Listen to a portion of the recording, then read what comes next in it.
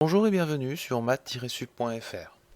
Aujourd'hui, je vais faire une petite introduction aux relations binaires et vous donner quelques définitions élémentaires. Alors, une relation binaire, qu'est-ce que c'est? Alors, comme son nom l'indique, une relation, ça sert à relier des objets. Et dans notre cas de figure, binaire, ça voudra dire deux. Relation binaire, c'est relier deux objets. Des relations binaires, vous en connaissez plein, sauf qu'on vous a jamais dit que ça s'appelait comme ça. Je vais vous en donner plein d'exemples que vous avez déjà rencontrés. Imaginons que vous travaillez sur R. Prenez x et y dans R. Une relation binaire que vous connaissez très bien, c'est l'égalité.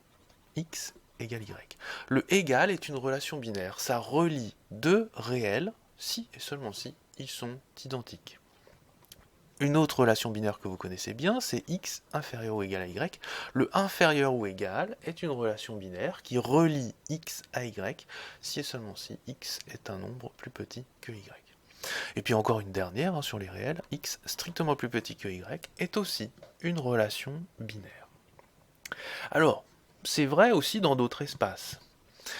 Supposons par exemple que vous prenez x un ensemble et que vous preniez a et b deux sous-ensembles de x. Je vous rappelle que P de x, c'est l'ensemble de tous les sous-ensembles de x. Donc quand j'écris A et B appartient à P de x, ça veut dire que A et B sont des sous-ensembles de x. Sur P de x, vous avez aussi des relations binaires, par exemple l'égalité, comme pour les réels. Un ensemble A est égal à un ensemble B si les éléments de A et les éléments de B sont identiques. Vous en avez une autre qui est l'inclusion, A includant B. C'est une relation binaire qui relie A et B si et seulement si tous les éléments de A sont également des éléments de B. Changeons d'espace. Prenons par exemple l'ensemble des fonctions de R dans R. Moi je note comme ça cet ensemble. Donc ça c'est l'ensemble des fonctions de R dans R. Et prenons donc deux fonctions qui sont dans cet ensemble. Et bien sur cet espace, vous avez aussi une relation d'égalité, une relation binaire. F est égal à G, si et seulement si, pour tout x dans R, f de x est égal à g de x. L'égalité est une relation binaire sur l'ensemble des fonctions qui vont de R dans R. Et puis vous avez aussi l'inégalité, et puis l'inégalité stricte. Je ne mets pas leur définition, je pense que vous les connaissez. Si vous avez fait une terminale S, si ce n'est pas le cas, vous pouvez passer cet exemple. Si vous avez fait une terminale S, vous savez qu'il est possible d'identifier des angles à 2π près. Par exemple, regardons le cercle trigonométrique. Si vous prenez ce point-là et que vous le faites tourner de pi, il se retrouve ici. Mais si vous prenez ce point-là et que vous le faites tourner de moins pi, cette fois-ci, eh bien, il se retrouve au même endroit. Et vous avez vu en terminale que pi pouvait s'identifier à moins pi modulo de pi. Alors, peut-être que vos profs de maths ont décidé que mettre le égal, ça pouvait induire des erreurs, et ils ont rajouté une troisième barre. Donc ça dépend des profs, certains mettent la troisième barre, d'autres non, pour éviter la confusion avec ceci. Et on vous a appris qu'on pouvait identifier deux angles lorsqu'ils étaient égaux à 2π près. C'est pour ça qu'il y a le modulo de pi qui apparaît ici. L'égalité modulo de pi est une relation binaire sur les angles. Un dernier exemple, auquel on ne pense pas forcément, parce qu'on n'imagine pas que ça puisse être une relation binaire. C'est une fonction. Prenez une fonction d'un ensemble E vers un ensemble F. Alors je prends n'importe laquelle, allez, disons celle-ci. Une fonction est une relation binaire. Pourquoi? Regardez ce que fait la fonction. Elle prend un x et elle le relie à un y qui est dans f. Et x est relié à y si et seulement si y peut s'écrire comme f de x. Donc si je mets f, c'est la fonction qui va de e dans f. Une fonction est une relation binaire qui relie des points d'un ensemble E vers des points d'un ensemble F. Alors les fonctions, c'est un exemple un petit peu particulier, parce que vous voyez, elles relient des points qui ne sont pas nécessairement dans le même ensemble.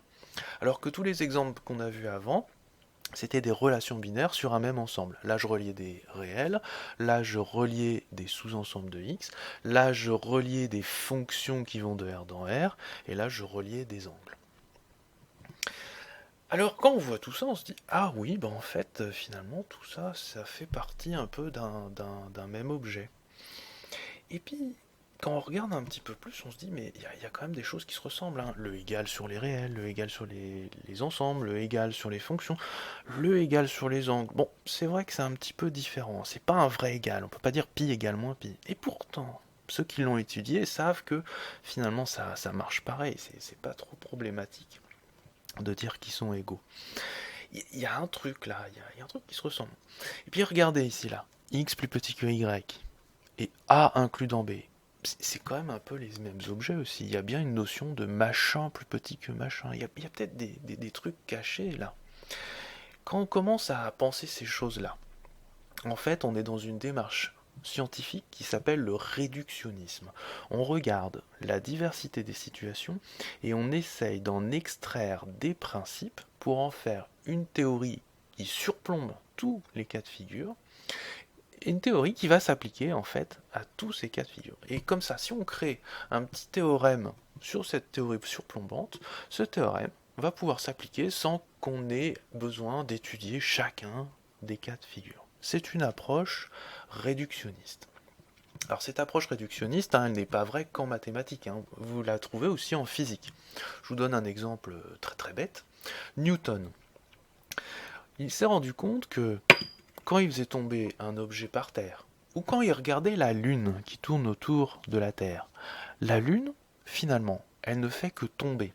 Mais elle tombe pas n'importe comment, elle tombe avec une certaine vitesse, ce qui fait que, au final, elle tourne. Newton s'est rendu compte de ça, que la chute des corps et que la trajectoire de la Lune autour de la Terre résultait du même principe qu'il a appelé la théorie de la gravitation. Et grâce à cette théorie qu'il a développée, la théorie de la gravitation, aujourd'hui, on est capable d'envoyer des fusées sur la Lune. C'est cette approche réductionniste qui a permis de faire des choses considérables. Alors, moi je ne veux pas vous dire qu'en faisant du réductionnisme avec des relations binaires, on va envoyer des fusées sur la Lune. Mais c'est la démarche qui est importante. Bien comprendre qu'on extrait le jus de la diversité. Dans la suite de la vidéo, qu'est-ce qu'on va faire? D'abord, je vais bien poser la définition d'une relation binaire, parce que là, on est quand même dans le flou. Et puis ensuite, je vais faire un listing des propriétés qu'ont identifiées les matheux. Et ces propriétés, on va essayer de les reconnaître dans les exemples que vous connaissez bien, qui sont ici.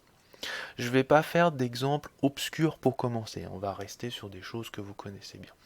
Les exemples un peu plus tordus, je les réserve pour les vidéos qui suivent, où on abordera la généralisation de la notion d'égalité, qu'on appellera une relation d'équivalence, et la généralisation de l'inégalité, qui est là et là, qu'on appellera une relation d'ordre. Alors, allons-y.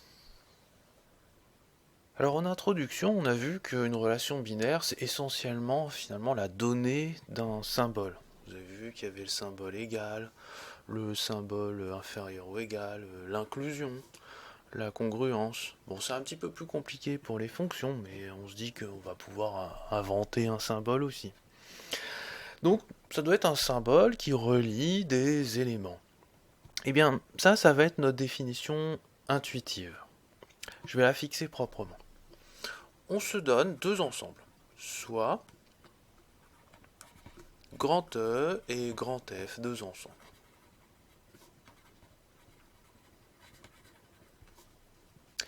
Une relation binaire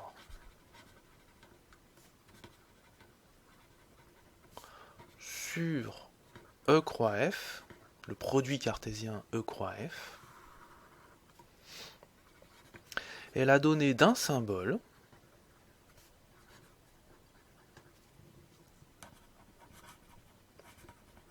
Alors ce symbole, il est noté généralement R rond, qui relie des points de E avec des points de F,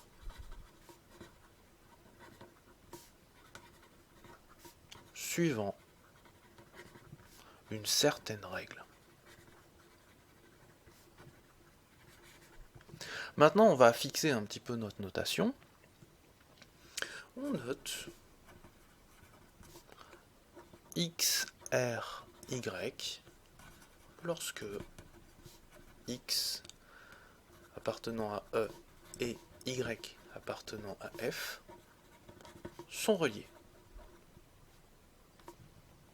Maintenant, on a vu qu'il y avait plein de cas de figure où la relation binaire agissait à gauche et à droite, mais sur un même ensemble. C'est-à-dire que le x et le y appartiennent tous les deux à E. C'est-à-dire, en fait, E égale F. Alors, lorsque l'ensemble grand E est égal à l'ensemble grand F, au lieu de parler de relation binaire sur E croix E, c'est un petit peu lourd, on parle de relation binaire sur E. On parle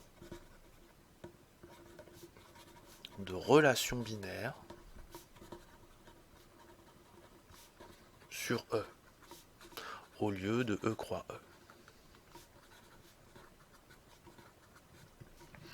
Alors, avec cette définition, on peut travailler, il n'y a aucun problème, on peut faire toute la suite, on peut faire plein d'exercices. Sauf que, elle est quand même un petit peu gênante, cette définition. Le premier point gênant, c'est la notion de certaines règles. C'est quoi cette règle ? Comment elle est définie ? C'est quoi ce truc-là ? Faudrait être un petit peu plus précis. Alors on pourrait s'en contenter en disant, eh bien, à chaque fois qu'on donne une relation binaire, eh ben, on fixe la règle juste à côté. Et on peut très bien travailler comme ça. Et puis, il y a une deuxième chose qui gêne les mathématiciens du XXe et du XXIe siècle. Ces mathématiciens, ce sont des réductionnistes jusqu'au boutistes. Ils ont essayé de réduire toutes les mathématiques à une théorie des ensembles. Alors quand je dis une, je mens un petit peu parce qu'en fait il y en a plusieurs. Mais pour simplifier, supposons qu'il n'y en a qu'une. Donc ils ont essayé de réduire toutes les mathématiques en une seule théorie des ensembles. Qu'est-ce qu'il y a dans cette théorie ? En fait, il y a toutes les règles du jeu qu'on appelle des axiomes, qui permettent de jouer avec les ensembles, de construire les ensembles qu'on connaît au quotidien, hein, les entiers naturels, les entiers relatifs, les réels, les rationnels, etc. Et une fois qu'ils ont eu cette théorie-là, ils ont plus envie d'y toucher. C'est-à-dire que dès qu'il y a un nouvel objet, il faut que ça émerge de cette théorie. Et là, c'est embêtant, là. Relation binaire, on a l'impression que c'est un nouvel objet et que c'est pas vraiment un objet qui sort de la théorie des ensembles. On peut pas dire que R soit un ensemble. C'est un peu gênant pour ces maths-là. Donc, ils ont construit une définition purement ensembliste. Et c'est cette définition que je vais vous présenter dans la séquence suivante. Je vais vous donner de but en blanc la définition abstraite, la définition ensembliste d'une relation binaire, et puis on va la discuter ensemble juste après. On se donne deux ensembles, soit grand E et grand F, deux ensembles.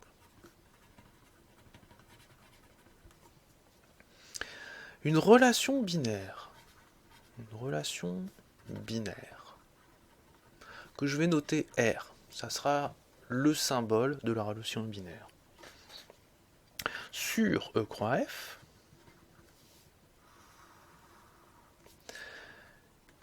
est la donnée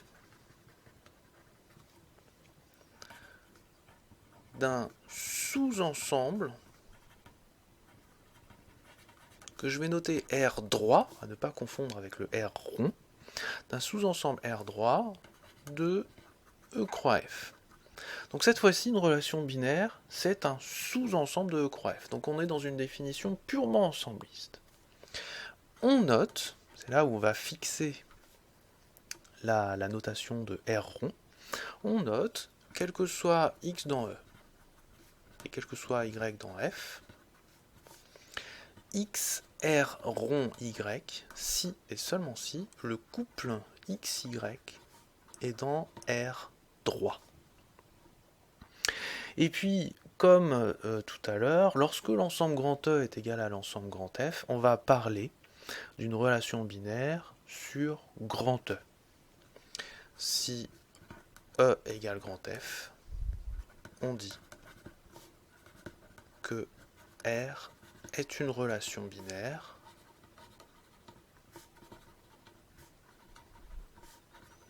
sur E, au lieu de dire E croix E. Au lieu de E croix E.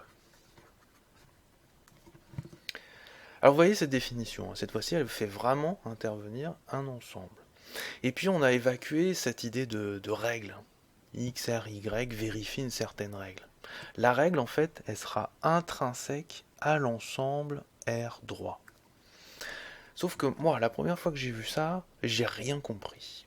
Alors peut-être que vous êtes dans cette situation. Alors je vais vous donner un tout petit exemple qui va vous faire sentir que, ah oui, effectivement, ça fait bien son travail. Alors allons-y.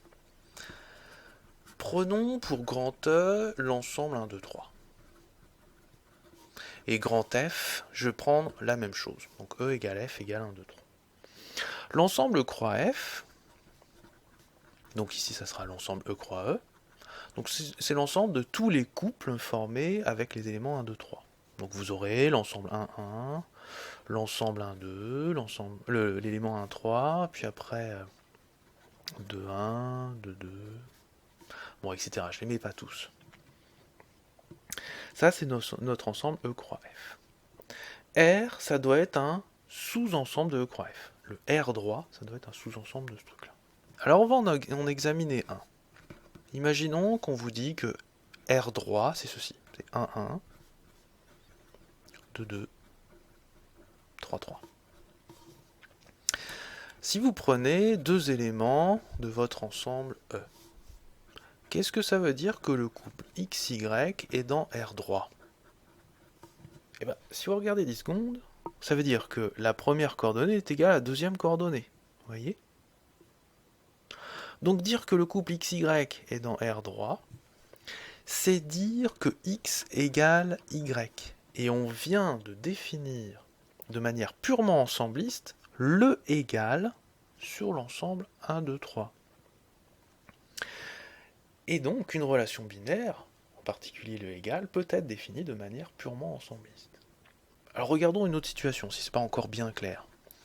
Regardons le inférieur au égal. Prenons grand R, ça va être 1, 1, 1, 2, 1, 3, 2, 2, 2, 3 et 3, 3. Prenons deux éléments X et Y dans E. Qu'est-ce que ça veut dire que le couple XY est dans R droit? Si vous jetez un coup d'œil, à chaque fois la première coordonnée est plus petite que la deuxième. Là ça marche, ça marche partout.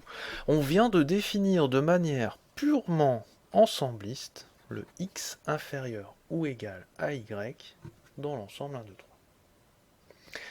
Alors, j'en mets un troisième. On va définir l'inférieur strict.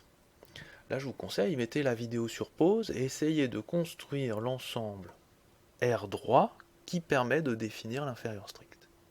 J'y vais. R, je vais mettre dedans 1, 2, 1, 3 et 2, 3. Et j'observe que quel que soit XY dans E, le couple XY est dans R droit si et seulement si X est strictement plus petit que Y. J'ai réussi à définir l'inférieur strict dans l'espace 1, 2, 3. Quand on voit ça, on se dit, ah bah oui, il y a un aller-retour entre la relation symbolique, intuitive, et cet ensemble bizarre. Sauf que là, c'est un exemple facile. Si j'avais une infinité de points, là, ça serait un petit peu pénible quand même à décrire. Et puis s'il fallait le faire avec des fonctions, des objets très compliqués, notre R ici, mais ça serait carrément infernal. Et de fait, dans la pratique, ce R là, on l'utilise pratiquement jamais. Je ne vais pas vous dire jamais, mais pratiquement jamais. On reste dans une approche purement symbolique. Donc si vous avez encore un petit peu de mal avec cette définition, ne vous inquiétez pas. Normalement, vous pourrez avancer tranquillement et creuser ce chapitre sur les relations binaires. Voilà, on en a fini avec la définition abstraite. Maintenant, on va faire un petit listing des petites propriétés qu'il est bon d'identifier sur les relations binaires. Des propriétés que peuvent vérifier les relations binaires, il y en a plein. Moi, je vais vous en donner seulement 4. Ça suffit largement pour les premières années post-bac.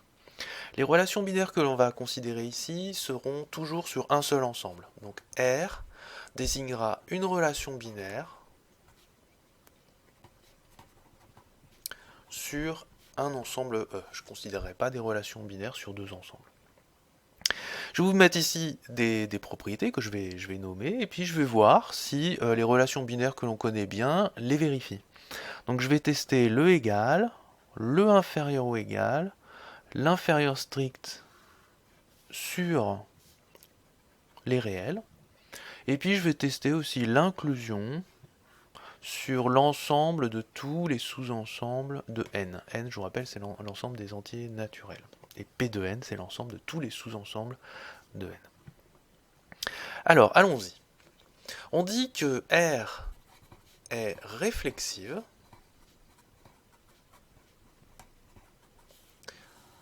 si elle vérifie la propriété suivante. Quel que soit x dans l'ensemble E, x est en relation avec x. Alors on va voir si nos relations binaires ici sont réflexives. Comment je m'y prends? Eh bien, je vais traduire cette phrase-là dans notre contexte à nous.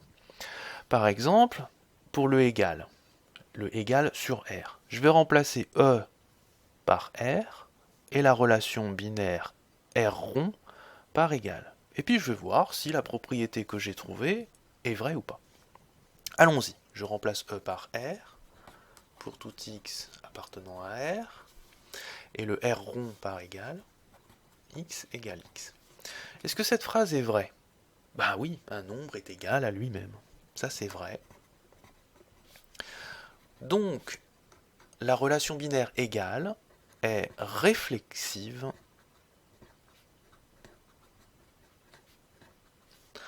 sur R. Allez, on continue. Maintenant, regardons le inférieur ou égal. Est-ce que le inférieur ou égal est une relation binaire réflexive? On va traduire E c'est R. Et le R rond, c'est le inférieur ou égal. Est-ce que le inférieur ou égal est une relation binaire réflexive? Est-ce que ça, c'est vrai?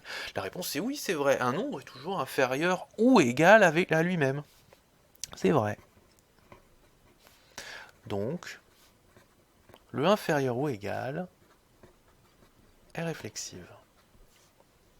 On continue. Le inférieur strict. Donc je vais remplacer le R rond par inférieur strict. Pour tout x dans R, x strictement plus petit que x. Est-ce que cette phrase est vraie? Est-ce que tout nombre est strictement plus petit que lui-même? Ah non. Ben non, un nombre ne peut pas être strictement plus petit que lui-même. Ça c'est faux.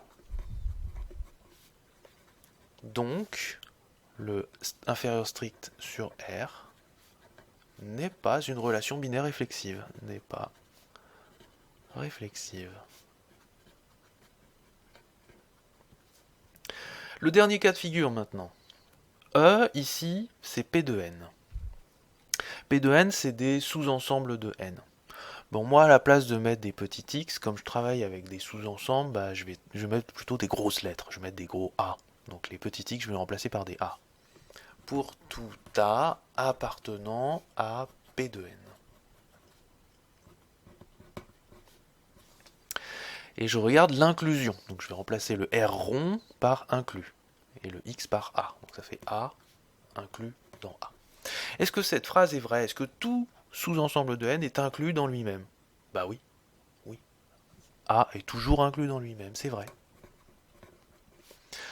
Donc le inclus sur P de n est une relation binaire réflexive.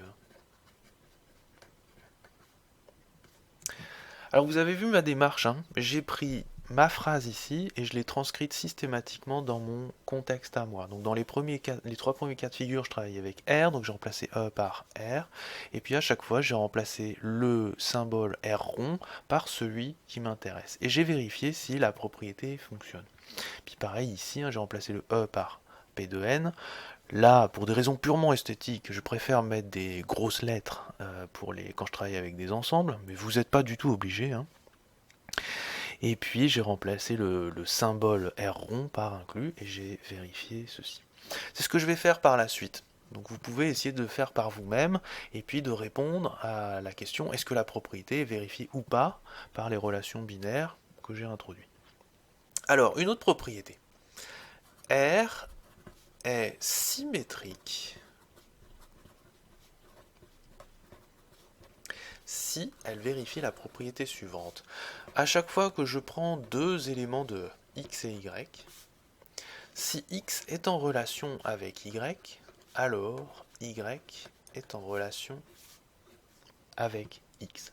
Autrement dit, la relation est symétrique si lorsqu'une relation est vraie, je peux retourner, je peux changer la place des deux éléments, ça va rester encore vrai. Alors on va tester cette chose sur nos exemples à nous. Si vous avez bien compris l'idée, hein, n'hésitez pas, mettez la vidéo sur pause et transcrivez cette chose dans tous les cas de figure. Essayez de répondre à la question de savoir si ces choses sont symétriques. Allons-y. Le premier cas de figure, E, c'est R. Donc, quel que soit X et Y dans R. Et je vais travailler avec le égal. Donc, je vais remplacer le R rond par égal. X égale Y implique Y égale X. Est-ce que cette phrase est vraie? Bah oui. Pour tout réel, hein, si vous avez deux nombres égaux, bah forcément ils sont encore égaux. Donc oui, c'est vrai. Donc, le égal sur R est réflexive. On continue. Le inférieur ou égal maintenant. Quel que soit x et y dans R. Donc on remplace le R rond par inférieur ou égal. X plus petit ou égal à y implique y plus petit ou égal à x. Est-ce que cette phrase est vraie? Eh ben non, ça marche pas toujours, hein. Lorsque le y est strictement plus grand, je peux pas le placer de l'autre côté. Ça marche pas. Ça c'est faux. Alors un petit conseil, quand vous voyez qu'il y a un truc qui est faux, n'hésitez pas à donner un contre-exemple hein, quand c'est possible. Donc là, je vais dire par exemple, car, eh bien, vous avez que 1 est plus petit que 2, mais 2 plus petit que 1 est faux. Vous voyez, j'ai un contre-exemple à ceci. Donc, ça n'est pas réflexif. Pas réflexive. On continue, l'inférieur strict, pareil, on transcrit. Le R rond, je vais remplacer par un inférieur strict. Pour tout x, y dans R, x strictement plus petit que y implique y strictement plus petit que x. Est-ce que cette phrase est vraie? Ben non, pour les mêmes raisons que l'inférieur ou égal. Je ne peux pas changer la place des gens. Et puis on peut donner le même contre-exemple. 1 plus petit que 2, mais 2 plus petit que 1 est faux. Enfin, l'inclusion. Alors, je vais remplacer mes x et y par des ensembles, donc je vais mettre des grosses lettres, quelles que soient A et B dans P de x, P de n. Et je vais remplacer le symbole R rond par inclus. A inclus dans B implique B inclus dans A. Est-ce que cette phrase est vraie? Bah non, il y a des cas où B est bien trop gros pour pouvoir prendre la place de A et inversement. Donc ça c'est faux. Et là encore, je vais donner un contre-exemple pour bien montrer que c'est pas possible. Par exemple, vous avez 1 qui est inclus dans 1, 2, mais vous ne pouvez pas retourner. 1, 2 n'est pas inclus dans 1. Voilà, donc ça n'est pas réflexif. Alors, moi, quand j'étais étudiant, j'avais tendance à confondre les deux noms ici. Je prenais réflexif pour symétrique et symétrique pour réflexif. Ça sonnait pareil dans ma tête, donc je me trompais. J'avais bien les propriétés en tête. mais j'arrivais pas à les différencier. Et une prof de maths m'a donné une petite astuce que je vais vous donner à mon tour. Lorsque vous vous réfléchissez dans un miroir, vous vous voyez vous-même. Et vous voyez là, c'est exactement ce qui se passe. X se voit lui-même au travers de la relation. Quand vous retenez ça, bah vous dites, bah oui, réflexif, c'est le miroir, donc c'est le XRX, et donc vous retrouvez ça. Et puis le symétrique, ben c'est l'autre. C'est je change la place des gens. Voilà. Passons aux deux dernières propriétés que vous devez connaître. Alors, une relation binaire R est dite antisymétrique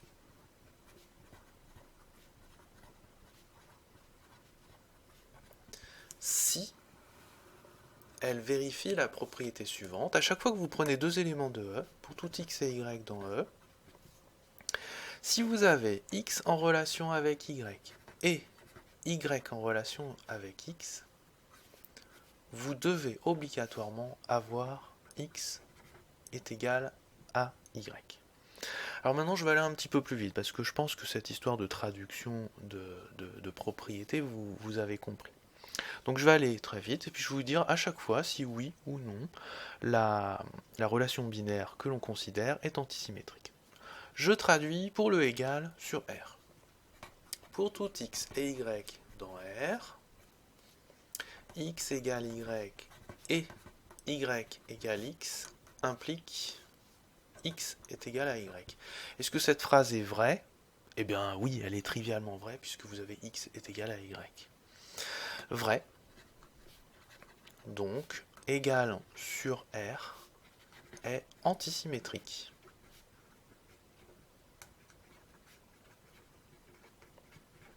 Je traduis pour le inférieur ou égal. Pour tout x et y dans R, x inférieur ou égal à y et y inférieur ou égal à x implique x est égal à y. Est-ce que cette phrase est vraie? Bien oui, ça c'est une propriété de l'inférieur ou égal. Si vous avez un nombre qui est plus petit que le second et le second qui est plus petit que le premier, bah forcément ils sont égaux. Donc c'est vrai, le inférieur ou égal est une relation binaire antisymétrique. Alors le suivant, il y a une grosse vacherie. Je vais vous expliquer pourquoi, ne vous inquiétez pas.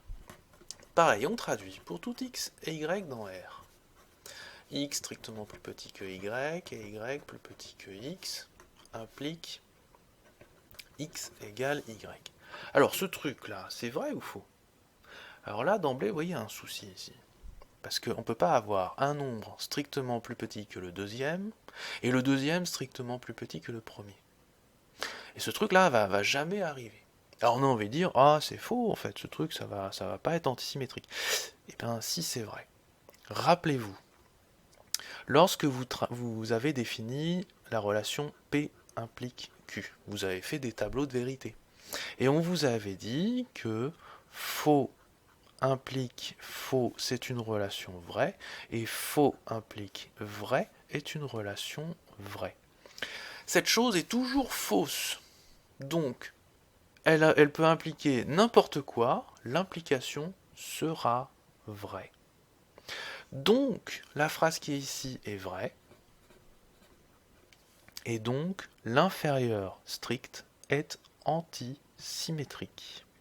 Alors si vous avez du mal avec cet exemple, je vous renvoie vers un cours de logique pour réviser cette histoire d'implication. Donc c'est vraiment un cas très très bizarre. Et donc l'inégalité stricte sera antisymétrique essentiellement parce que cette propriété n'aura jamais lieu. Alors je continue maintenant avec l'inclusion dans P de n. Donc pour tout A et B dans P de n, A inclus dans B et B inclus dans A implique A égale B. Est-ce que cette phrase est vraie? Eh bien oui, ça c'est un résultat qu'on voit quand on étudie un petit peu les ensembles. Si vous avez un ensemble qui est inclus dans l'autre et l'autre qui est inclus dans le premier, vous avez automatiquement que les deux ensembles sont égaux. Donc l'inclusion est antisymétrique sur P de n. Une dernière propriété que vous devez connaître, c'est la transitivité. R est transitive si elle vérifie la chose suivante. Vous prenez trois éléments de E. Pour tout x, y et z, trois éléments de E. Si x est en relation avec y et que y est en relation avec z, alors vous devez avoir que x est en relation avec z. C'est une sorte de relation de Chasles, vous voyez, je peux simplifier le y au milieu et le x va se retrouver en relation avec z. Alors pareil, je traduis avec le égal, donc il va falloir transformer le r rond par des égales et le e par r. Pour tout x, y, z dans R, x égale y et y égale z implique x égale z. Est-ce que cette phrase est vraie? Bah oui, évidemment, on le sait ça, x égale y et y égale z, donc forcément tous les gens sont égaux. C'est vrai. Donc le égal sur R est transitive. Je continue. Cette fois-ci avec le inférieur ou égal, quel que soit x, y, z dans R, x inférieur ou égal à y et y inférieur ou égal à z implique x inférieur ou égal à z. Est-ce que cette phrase est vraie? Oui, ça fait partie des propriétés de l'inégalité. Ça dit que les trois points se succèdent sur la droite. Et donc si x est plus petit que si y est plus à droite que x et que z est plus à droite que y, forcément z sera plus à droite que x. C'est vrai. Donc l'inégalité sur R est transitive. L'inégalité stricte maintenant, on traduit quel que soit x, y, z dans R. X strictement plus petit que y et y strictement plus petit que z implique x strictement plus petit que z. Est-ce que c'est vrai? Eh bien oui, pareil, on peut faire un petit dessin, on voit que ça marche, vrai. La dernière, l'inclusion. Quel que soit A, B, C des éléments de P de N,